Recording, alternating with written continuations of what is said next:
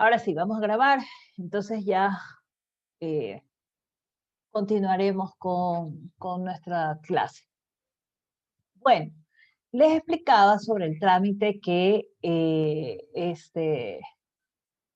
teníamos que realizar en el procedimiento de ejecución coactiva. Bueno, entonces, habíamos dicho que se iniciaba con la emisión del título de crédito, ¿sí? Y una vez emitido el título de crédito, entonces se notificará al deudor y tendrá 8 días para poder dar respuesta, ¿sí? ¿Qué tipo de respuesta? Habíamos dicho que la respuesta es pagar, ¿sí? Y si no podía pagar, pues entonces que solicitara facilidades de pago. Si no, no le daban facilidades de pago, pues entonces podía presentar un reclamo administrativo si es que fuese el caso en relación a la impugnación de ese título de crédito, ¿no? Bien, presentado el reclamo, ¿no? Tiene un efecto suspensivo, eso ya lo habíamos explicado, es decir que el proceso se paralizará hasta que pueda ser resuelto en sede administrativa dicho reclamo, ¿no? Luego de vencido pues este plazo de los 8 días, si no hay ningún tipo de respuesta, ninguna de las 3 opciones anteriores, pues entonces se emitirá el denominado auto de pago por parte del ejecutor de la administración tributaria y le pedirá que dimita bienes, es decir, que entregue algún bien que, digamos, pueda cubrir la deuda, ¿no? O sea, o la obligación tributaria. Bien. En ese auto de pago, ¿cómo se llama el ejecutor podrá emitir las medidas precautelatorias que considere necesarias. Por lo general ponen todas. ¿Sí? Entonces, ¿cuáles son? Pues son la prohibición de salir del país, arraigo, secuestro, retenciones, prohibiciones de enajenar, etcétera, ¿no? Bien, entonces, para poder revertir este tema de las medidas precautelatorias, deberá presentar un afianzamiento, ¿no? De un 10% que será para cubrir las costas en las que se incurran por, digamos, la implementación de este procedimiento. Bien. ¿Qué debe hacer el sujeto pasivo de la obligación tributaria una vez citado con el auto de pago? De la misma manera, pagar, pedir facilidades de pago, presentar una solicitud de compensación, si es que tiene cómo compensar. Recuerdan ustedes, lo vimos en los modos de extinguir las obligaciones. Puede emitir bienes, ¿no? Puede presentar un juicio de excepciones ante el juez en donde tendrá un plazo de 20 días para poder presentarlo, contados a partir de la notificación del auto de pago, ¿sí? Y si no presenta ninguna de estas opciones, o sea, no usa ninguna de estas opciones, pues entonces ese procedimiento de ejecución coactiva inmediatamente procederá ¿con qué? Con el embargo de los bienes. Entonces, vamos a ver el juicio de excepciones a fin de saber, digamos, lo que puede alegar el deudor en el caso de presentar una acción en el contencioso tributario. Bueno, se presenta con una demanda, ¿no? Entonces, la demanda puede ser presentada ante el mismo ejecutor, es decir, ante la administración tributaria a través del procedimiento de ejecución coactiva o del juzgado de coactiva, lo presenta y este enviará al contencioso tributario para que conozca y resuelva sobre la excepción presentada. Y constituye asimismo una ventaja para el sujeto pasivo en virtud de el efecto suspensivo que va a tener ese procedimiento de ejecución coactiva. Es decir, no le van a quitar los bienes, ¿no? Pero tiene medidas precautelatorias, ¿no? Y solo con el afianzamiento es donde va a poder, digamos, hacer que estas medidas puedan revertirse, ¿ya? Si no hace ese afianzamiento, entonces no podrá, digamos, revertirse nada y inclusive el procedimiento de ejecución no tendrá efecto suspensivo. Bien, ¿cuáles son las razones entonces por las cuales puede excepcionarse este sujeto pasivo? Bueno, nos dan 10 en el Código Orgánico Tributario, ¿no? Entonces nos dice, en primer lugar, la incompetencia del funcionario ejecutor. Siempre he venido diciéndoles que los servidores, los funcionarios y las instituciones actúan en virtud de las competencias que están establecidas en la Constitución o en la ley, ¿sí? Por lo tanto, si es incompetente el funcionario ejecutor, es decir, lo hace cualquier persona, no puede, digamos, darse trámite porque no es el competente. Hay que hacer y hay que decir quién es el competente para poder hacer de funcionario ejecutor. Luego tenemos la ilegitimidad de personería, es decir, no soy yo a quien tienen que demandar, ¿sí? Y por tanto, podré excepcionarme, es decirle, usted está equivocado, yo no soy el representante legal, así que por favor busque a quien sea y deme de baja en ese procedimiento porque yo no tengo nada que ver. ¿Ok? Puede existir que por falta de ley no exista la obligación tributaria, eso ya también lo vimos, ¿no? Cuando dijimos que todo lo que tiene que ver con materia tributaria está reservado a la ley o el denominado principio de reserva de ley. Solo se puede crear, modificar o extinguir tributos a través de la ley.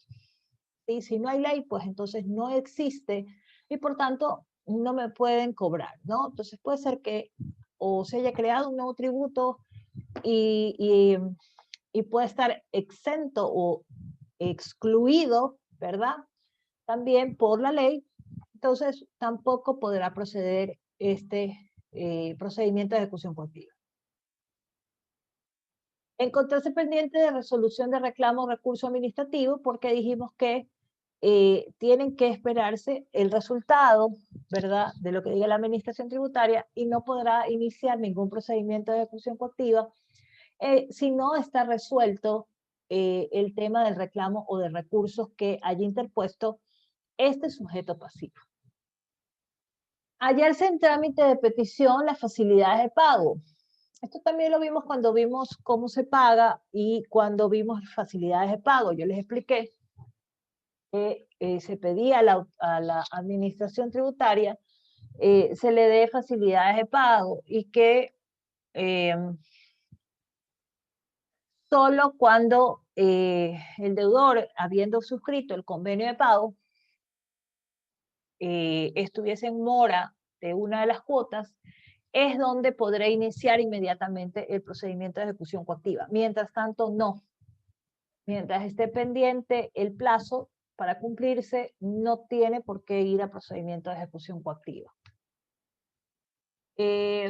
Haberse presentado ante el contencioso tributario la demanda por impugnación de resolución administrativa. Bueno, efectivamente tenemos que esperar a que se emita una sentencia por parte del contencioso tributario a fin de que, digamos, deje resuelto el tema o la controversia que existe entre las partes de la obligación tributaria y solamente después de aquel pronunciamiento será que si le es desfavorable al contribuyente, pues retornará o se podrá implementar o iniciar el procedimiento de ejecución coactiva. Una de las cosas muy comunes que puede pasar en la administración tributaria por el volumen, ¿no?, de contribuyentes es la duplicación de la emisión del título de crédito.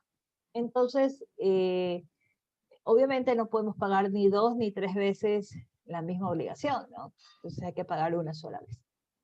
Y efectivamente la ley pues así lo determina y entonces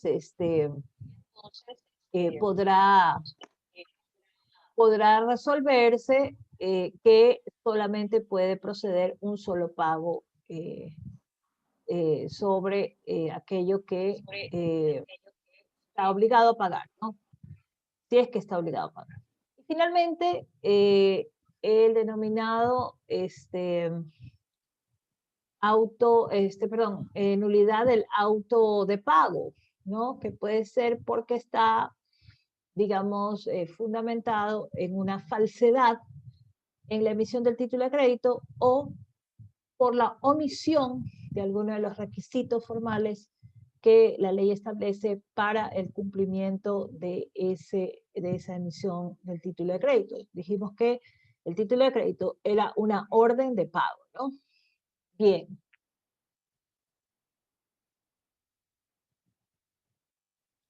Bueno, vamos al embargo. Bueno, el embargo no es otra cosa que una providencia de la autoridad o del funcionario ejecutor, ¿sí?, de la administración tributaria. Para Rodrigo Patiño es una orden del ejecutor a través del cual se localiza la selección de los bienes del deudor que serán aprehendidos a fin de asegurar de antemano el resultado de la ejecución, es decir, poder cancelar esa obligación tributaria.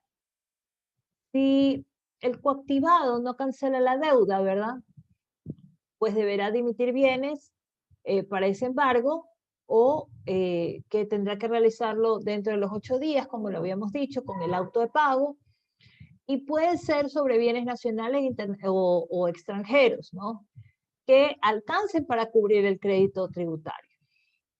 Y el ejecutor, pues, será quien ordene ese embargo, ¿no? Es decir, va a localizar estos bienes. ¿Qué bienes va a localizar? Bueno, en orden de preferencia, porque el mismo código lo establece, como dijimos al principio, ¿no?, cuando hablamos del pago, yo les explicaba y les decía, bueno, la administración tributaria no es que va a recibir en especie, ¿no?, porque se volverá muy difícil o complicado, ¿no? Entonces aquí le dejo la vaca lechera, aquí le dejo un burro, aquí le dejo lo que sea, sí, le dejo el auto, le dejo... Entonces la administración tributaria no está para eso, la administración tributaria cobra en dinero, ¿sí? Por lo tanto, el primer orden de preferencia de esos bienes será el dinero. Entonces van a ser las retenciones en cuenta, ¿no? Fíjense ustedes que habla de los metales preciosos, ¿no? Bueno, puede ser que alguien tenga lingotes de oro, ¿no?, esmeraldas, rubí, bueno, diamantes, ¿no?, que puedan así también ser aprendidos, ¿no?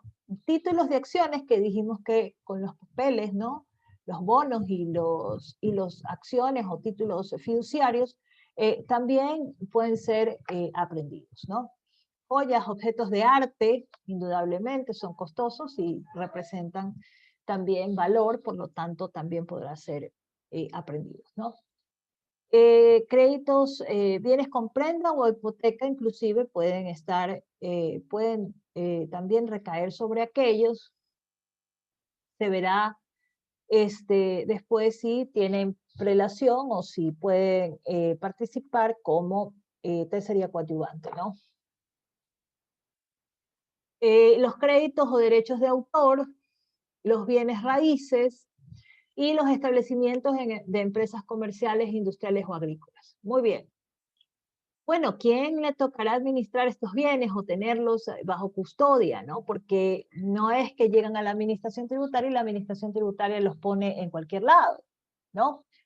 No, pues los bienes raíces no importa, porque esos se quedan en el mismo lugar y no hay ningún problema, lo único que se hace es poner sellos y seguridades nuevas para, digamos, que nadie pueda ingresar en aquellos bienes, ¿no? Y la prohibición de enajenar ese bien, porque eso es lo que, digamos, afectaría, ¿no? Pues bueno, se designará un alguacil o un depositario judicial o un auxiliar de la fuerza pública decretado por el ejecutor para poder proceder con el embargo. Ustedes recordarán que cuando dijimos el concepto de procedimiento de ejecución coactiva, yo les dije que era un mecanismo para hacer efectiva la obligación tributaria deudada y que inclusive podía utilizarse la fuerza pública, ¿no? Entonces, efectivamente, se puede usar la fuerza pública para poder, digamos, hacer efectivo el embargo de estos bienes que hemos visto aquí. Muy bien. Cuando hablamos de bienes inmuebles, porque aquí es inmuebles, no muebles, como dice ahí, me he comido una letra. ¿Qué requisitos debo de tener? Pues bueno, el certificado de avalúo, ¿no? El avalúo de esos bienes. Luego tenemos el registro de la propiedad, ¿no? El certificado del registrador de la propiedad, en donde obviamente vamos a ver qué gravámenes tiene, en qué condiciones está, y si hay otros terceros que también tengan interés sobre esos bienes, ¿no? Por ejemplo, bienes de cuotas hereditarias, indivisas, ¿no? Puede darse el caso. Y de encontrarse o identificarse estos, pues tendrán que ser notificados también sobre el embargo, ¿no? Bien, como hablamos de los dineros y valores, ¿no? Pues bueno, recae sobre el dinero del coactivado, de sus cuentas, ¿no? Y deberá pues cubrir lo que es la obligación, los intereses, ¿no? O diferencias que tengan que ser cobradas, el proceso continuará hasta que también se puedan liquidar las costas, ¿no? También estarán incluidas. Y en el caso de los bonos o valores fiduciarios, ¿sí? Tenemos como procedimiento que previo al cumplimiento de las formalidades, ¿verdad? Serán negociados por el ejecutor en bolsa de valores estos títulos, ¿no? Estos documentos, digamos así, estos documentos que tienen un valor en dinero, ¿no? Se imputará a las obligaciones tributarias ejecutadas, es decir, a la obligación tributaria que está dentro, definida de nuestro título de crédito, ¿no? Y si dentro de 30 días no se venden en bolsa de valores, pues entonces se procederá al remate de las mismas. Existen bienes que no pueden ser embargados, ¿sí? Y esto no solamente para materia tributaria, sino que también ustedes lo vieron en derecho civil, ¿no? Entonces, están en tres situaciones específicas. Una, sobre los muebles de uso indispensable del deudor y de su familia, ¿no? Entonces, no es que les van a quitar las camas, les van a quitar la refrigeradora, ¿no? La cocina, excepto aquellos que puedan ser suntuarios, ¿no? Es decir, que a juicio del ejecutor diga, bueno, esto no es de necesidad básica, ¿no?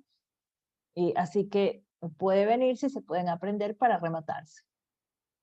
Los libros, máquinas, instrumentos útiles, ¿no? Y cualquier otro bien indispensable para el ejercicio de la profesión, ¿no? Entonces, se tomarán en cuenta aquello. Máquinas, enseres y semovientes propios de las actividades industriales, comerciales y agrícolas, ¿no?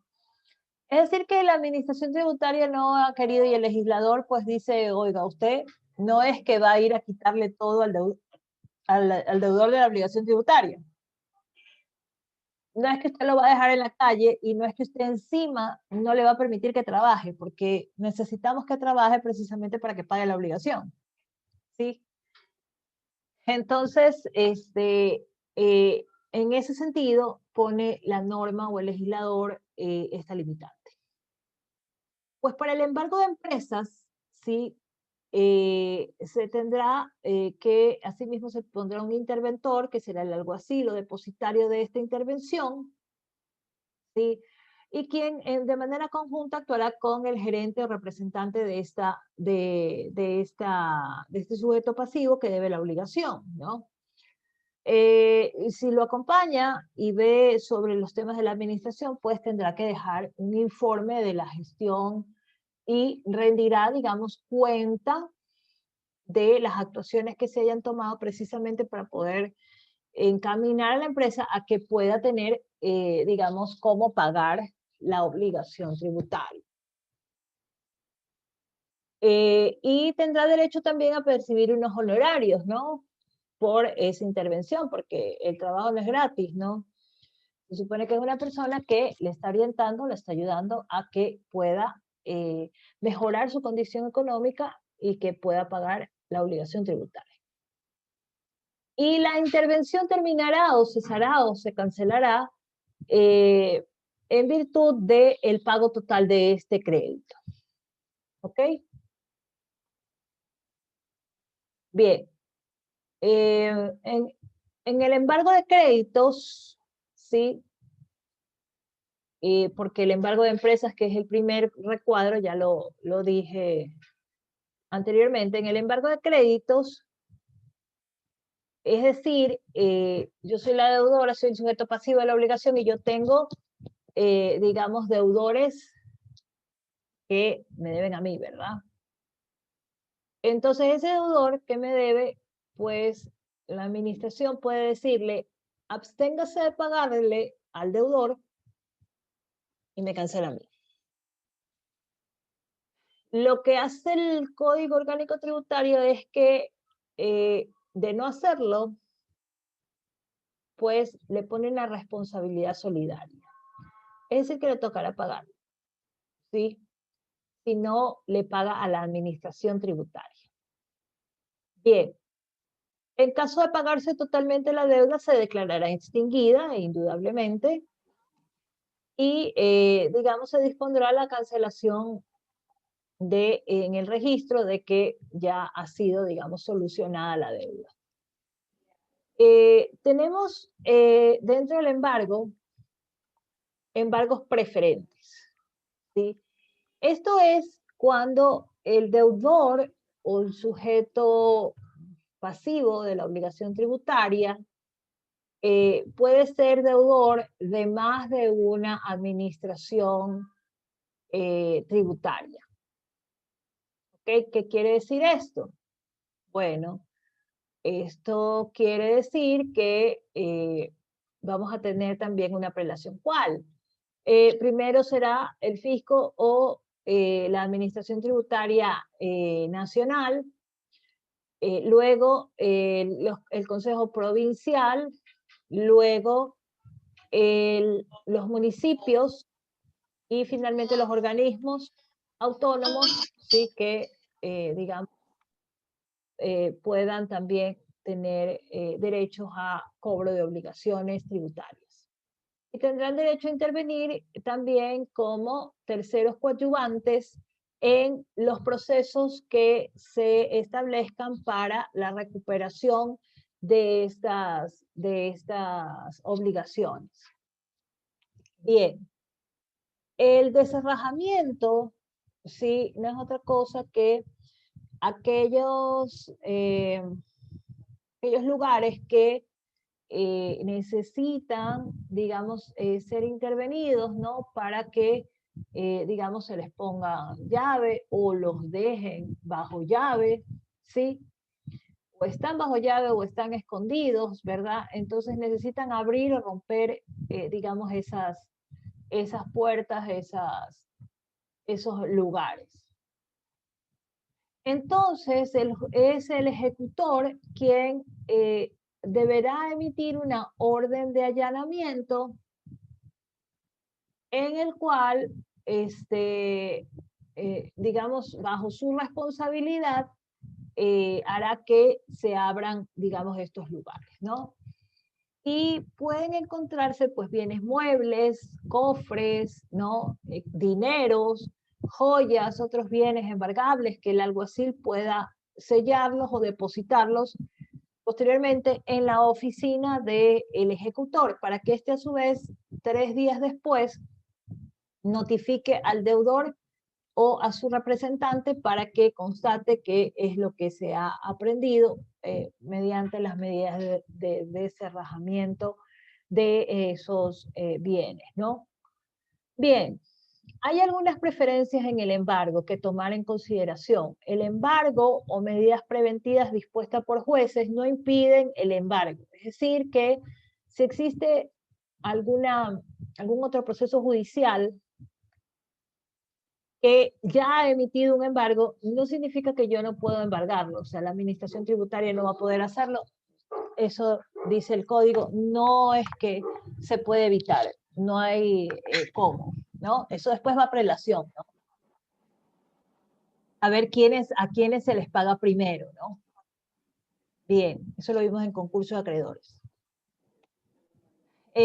Oficiar al juez que notifique al acreedor que solicitó dictar medidas a fin de que hagan valer sus derechos como terceristas, ¿no?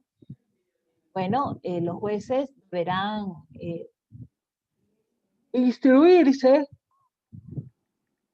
instruirlos a los que vimos, ¿no? Al fisco, al Consejo Provincial, a los municipios, para que puedan participar como tercerías coadyuvantes.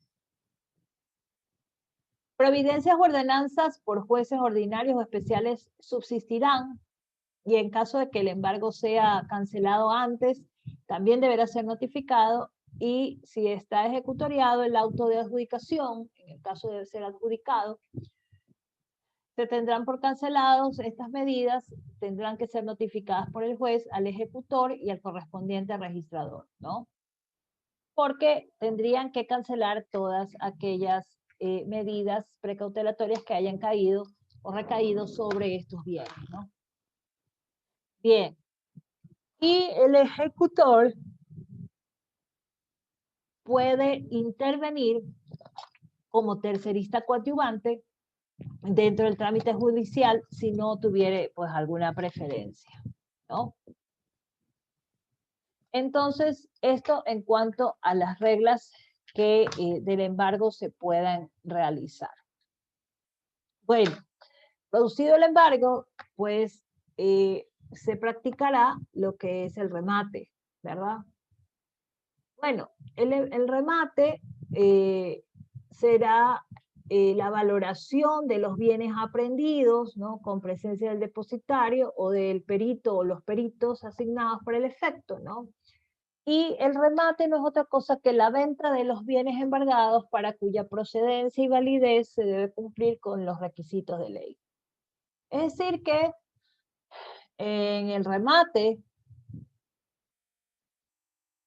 nosotros tenemos que considerar el siguiente procedimiento. En primer lugar, si hablamos de bienes, esos bienes tienen que estar debidamente avaluados. El avalúo deberá estar realizado por un perito, ¿verdad? Que, digamos, conozca de este procedimiento de avalúo de bienes, ¿no? Bien, entonces se tendrá que designar este perito. Pero hay un requisito importante en donde muchas veces se falla, que es el hecho de que los peritos no se saben posesionar en sus cargos, ¿no? En esa designación, y eso podría llevar o conllevar a que se le nulite su informe, ¿sí? Este informe que presenta, perdón, los peritos tienen que presentar informes, ¿sí? Y aparte de eso, también su designación puede ser impugnada por parte del sujeto pasivo, ¿no? Es decir, por el coactivado. El avalúo no podrá ser inferior al último avalúo practicado por la municipalidad. Recuerden ustedes que el COTAD indica que cada 2 años, me parece que es que deben de actualizar los avalúos, ¿no? Entonces, digamos que si está en el primer año, ¿no? de haberse hecho el avalúo, y digamos falta un año más para volverlo a hacer, pues obviamente va a usar ese referente, ¿no? Ese avalúo. Puede ser que el bien haya sufrido mejoras, ¿no? Y puede ser que suba su avalúo, pero en todo caso es lo que dice la regla que debe tomarse en cuenta el último avalúo practicado por la municipalidad. Y bueno, con eso el legislador evita que existan pues estas manipulaciones entre más y menos, ¿no? Porque el avalúo también puede ser menor si es que está deteriorado ese predio, ¿no? Si es una casa antigua, si es qué es lo que pueden valorar ahí. El avalúo de tributos de valores de acciones, efectos fiduciarios, ¿no? No serán inferiores a las cotizaciones respectivas que hubieran en lo que es la bolsa de valores. Y el procedimiento a seguirse será, pues, que se hará una convocatoria o una publicación, la prensa, señalando día y hora cuándo se va a implementar este remate o la subasta de bienes. Sí, se tendrá que establecer la descripción de los bienes, ¿no? El avalúo y otros datos, bases de las posturas que serán pues en la primera parte, pues en el 2/3 de la parte del avalúo en el primer señalamiento y la mitad para el segundo señalamiento, ¿no? ¿Quiénes están prohibidos de participar o intervenir en el remate? Pues son las personas que hayan intervenido dentro de este proceso, sean empleados, sean funcionarios, sea el ejecutor, y sus parientes, desde el 4º grado de consanguinidad hasta el 2º de afinidad. Y también se extiende a los abogados o procuradores judiciales, en donde también se extenderá a sus cónyuges, convivientes, parientes desde el 4º grado de consanguinidad y 2º de afinidad. Porque se entiende que ellos tendrían información privilegiada, ¿no? Y no queremos, pues, sino que el proceso sea transparente y que lo adquiera quien verdaderamente pueda acceder a ello. Muy bien. El remate de bienes inmuebles, habíamos dicho que también se podían considerar como inmuebles las naves y las aeronaves, ¿no? Maquinarias, hay ciertas maquinarias que también se las extiende, digamos, a esta ficción de que es de denominarlas como bienes inmuebles, ¿no? Entonces, asimismo, se ofertará por escrito, ¿no? Se establecerá un horario, de hecho la norma lo establece, que será de 8 hasta las 3 de la tarde, ante el secretario de Coactiva, y deberá presentar una hoja, ¿no? Donde indique nombres y apellidos del postor, valor total de la postura y cantidad que ofrece, el plazo y forma de pago de la diferencia, el domicilio especial para las notificaciones y la firma del postor. Pues entonces, así se lo hace. Hoy tenemos lo que son las subastas en línea o remates en línea, tanto del Servicio de Rentas Internas como también del SENAE o del Servicio Nacional de Aduanas, ¿no? Lo revisé el día de hoy cuando estuve con el curso de la mañana, ¿no? Revisamos un poco y vimos que se cumple con todos estos requisitos que hemos establecido el día de hoy en esta clase, ¿no? Entonces, muy bien. Entonces ya para el día de mañana vamos a ver lo que es la subasta y con ustedes también completaré ya el tema de el sílabus, ¿no? Que son los temas que teníamos que revisar, ¿no? Entonces nos quedamos hasta aquí, porque ya tenemos los 40 minutos conectados, ¿no? Y nos vemos pues el día de mañana en la clase que les explico, ¿no? Bueno, muchas gracias como siempre, pórtense bien, cuídense mucho, y nos vemos el día de mañana.